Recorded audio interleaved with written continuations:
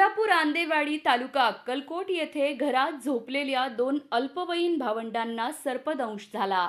यात एका भावाचा उपचारादरम्यान सोमवारी पहाटे शासकीय रुग्णालयात मृत्यू झाला, तर दुसऱ्या भावावर उपचार सुरू आहेत.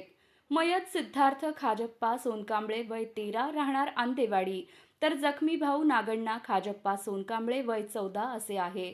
दोघेही वृद्धेवाडी येथील आश्रमशाळेत शिकत होते. शाळेला सलग सुट्ट्या असल्याने ते घरी आले होते. शनिवारी रात्री जेवण करून आजीसोबत घरात नेहमीप्रमाणे झोपले असताना पहाटे 2 वाजेच्या सुमारास एका सापाने दोघांनाही चावा घेतला. ओरडण्याचा आवाज ऐकून आजीने उठून देवळात झोपलेल्या मोठ्या भावाला बोलावून आणले.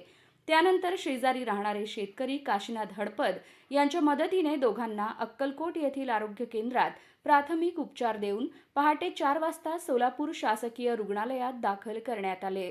उपचारादरम्यान सिद्धार्थ याचा सोमवारी मृत्यू झाला. दुसऱ्या भावावर उपचार सुरू आहेत. मयत सिद्धार्थ याच्या पश्चात आजी, 2 भाऊ आणि वडील असा परिवार आहे. वडील दारू पिऊन फिरत असल्याचे आणि मुलाच्या मृत्यूची तसेच अंत्यसंस्काराचीही माहिती नसल्याचे नातेवाईकांनी सांगितले.